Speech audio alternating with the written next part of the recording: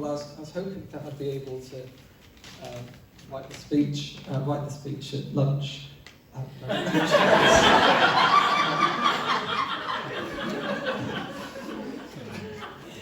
I'm joking, I've made a few notes.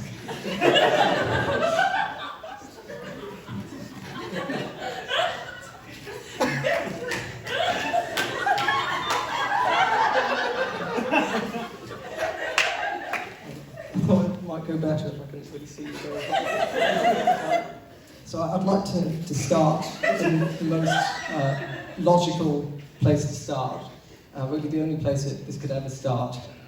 I'd like to start by talking about James's feet.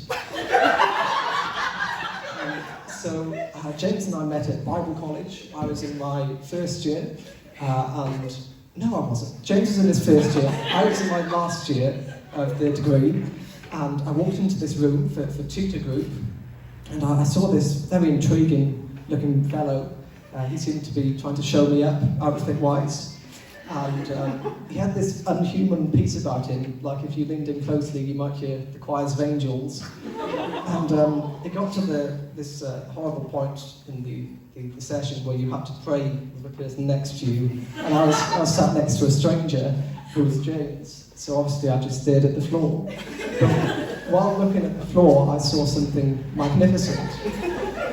First of all, there were these wonderful shoes, which are actually almost exactly like the pair I'm wearing now. But they were incredible, but they were not life-changing. I then looked slightly further up, and James had the most outrageous pair of socks on. He had avocados printed on his socks, and I've actually bought myself a pair of shoes. So that is just only one, yes.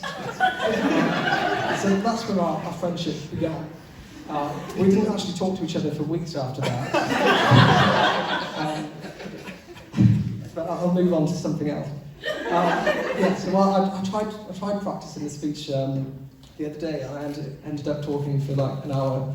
So I'm not going to go all the way through our friendship. I'm just going to give a sort of overview of what it might look like when I go to hang out with James. He might be listening to classical music when I turn up at his door, and we then sometimes dance erratically to it. Then we play Connect 4 or Uno Stacco, which is a cross between Uno and Jenga.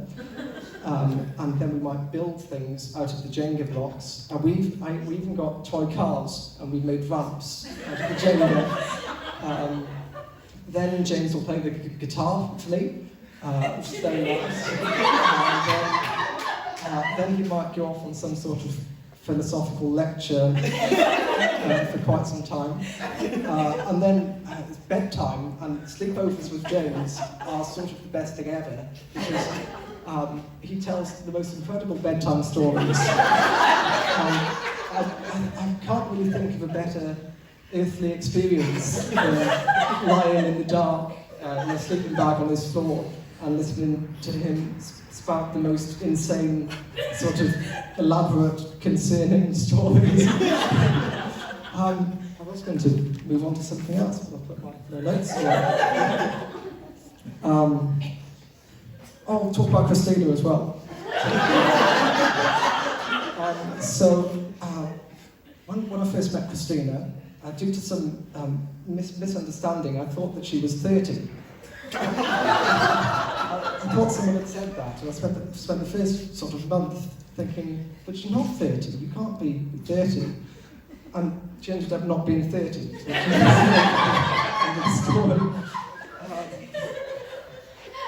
So James and Christina are very wonderful. They pray a lot, but they also kiss each other a lot.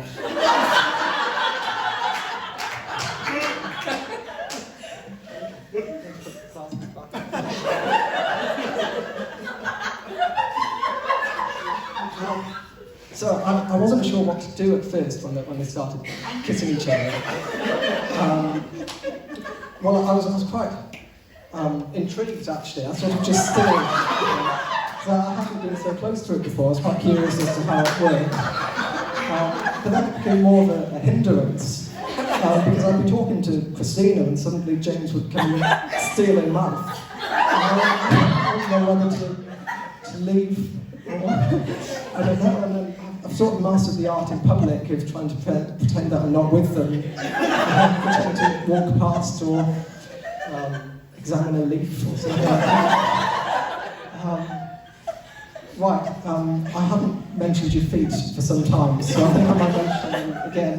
We're on a mission trip in Spain, and we're in the sea, and I swam out to this rock in the middle of the ocean, and James swam out with me. When he got there, he said, "Tom, I've cut my foot," and there was quite a bit of blood. And Christina came over, and she was obviously very, very, very concerned. And she said that she was going to go back and get the plaster, and she told James, "You come as slowly as you can, be as careful as possible." So then as soon as Christina left, James said to me, "Let's have a race." And so we did, because being the very loving friend that I am, and knowing all about his injuries, I thought, what's the worst that could happen? And meanwhile, Christina was thoroughly preparing to tend to a wounded lover.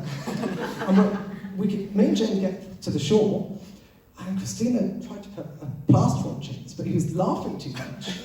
And we asked him why he was laughing, and in our race, he'd managed to cut open his other foot on a different rock.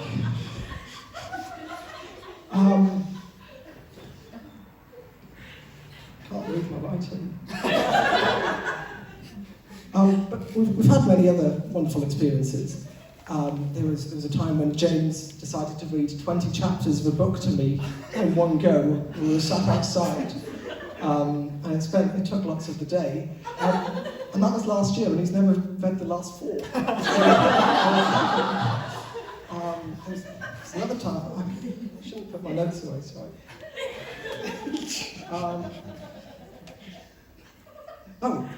His house. His house is very lovely, and so are his parents.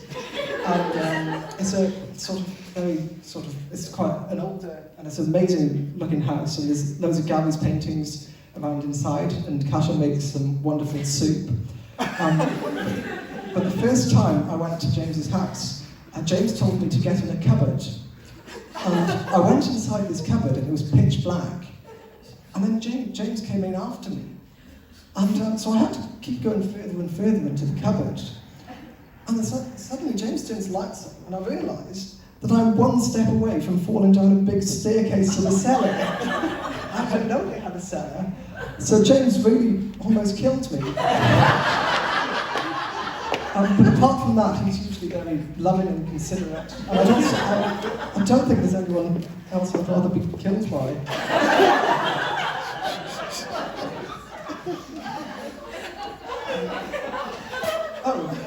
One time we were in Birmingham, and we were driving, and I hate driving in the city, and there's so much traffic, and there's people beeping us on the roundabouts and everything, and then suddenly all the traffic disappeared, and I wasn't paying too much attention, so I didn't know how we got to wherever we were, but thankfully James was looking out the window, and he looked around this empty street, and he said, "Tom, I don't think we're supposed to be driving on this road."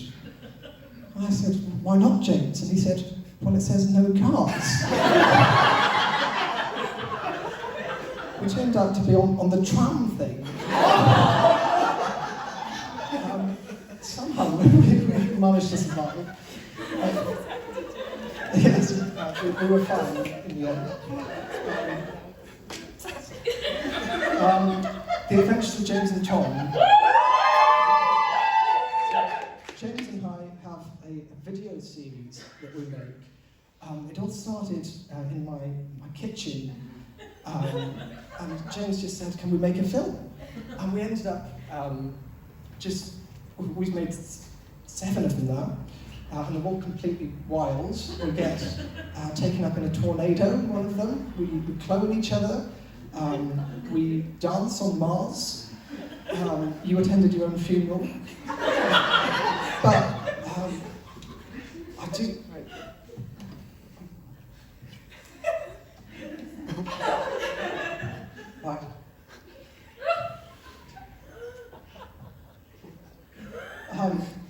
mentioned James and Tom? Yes. So, the first time James mentioned that I could be his best man was very, very early on into our friendship.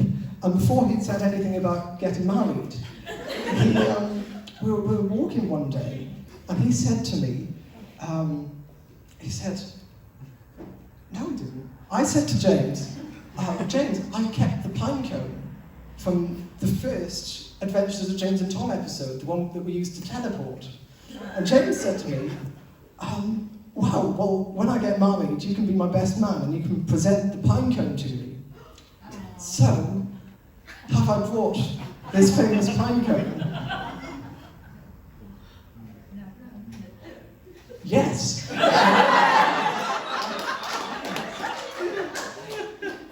Put it in the bag. Actually.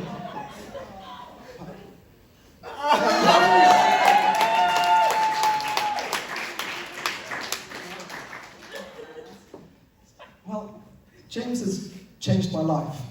I used to be so cool.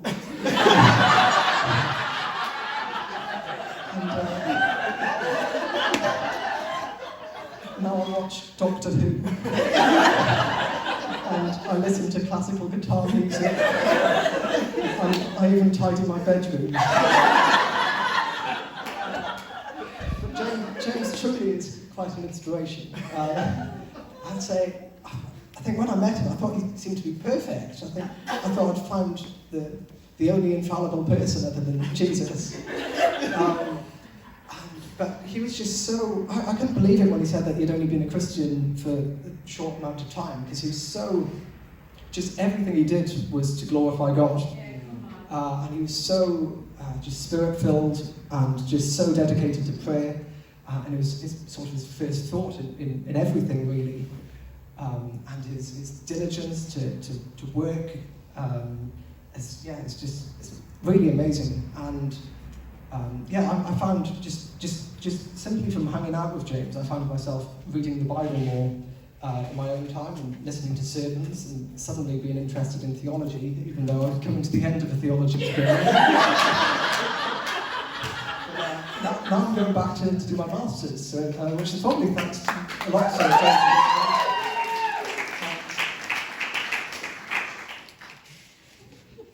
I'm almost at the end. As a couple, they're very, very wonderful. Their love is amazing, and yes, they're just the most amazing people. And together, they're such a force for good. They're so pastoral, they're so understanding, and they go out of their way to do things for people.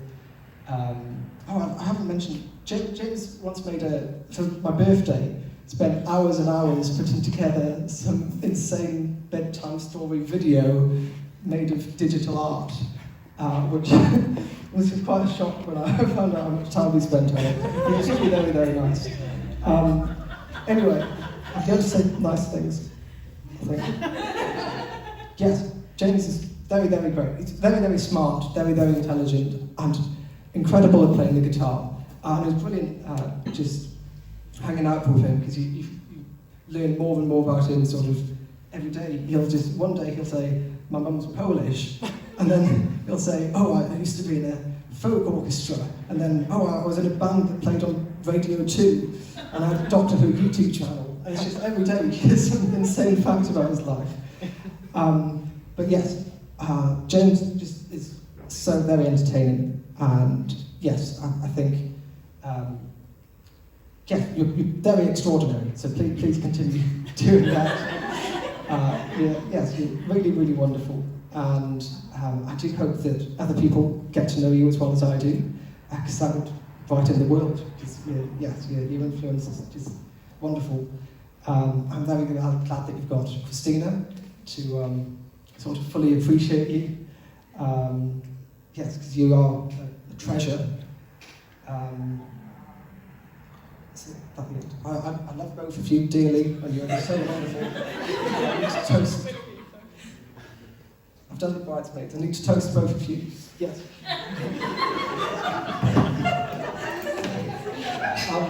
To James and Christina. Oh, and there's also going to be a film. And we're going to tell you the 7th episode of The Adventures of James and Tom, which James has spent lots of the summer editing, and he composed all the music for it as well. So yes, I think we're going to play it. We are. It's James.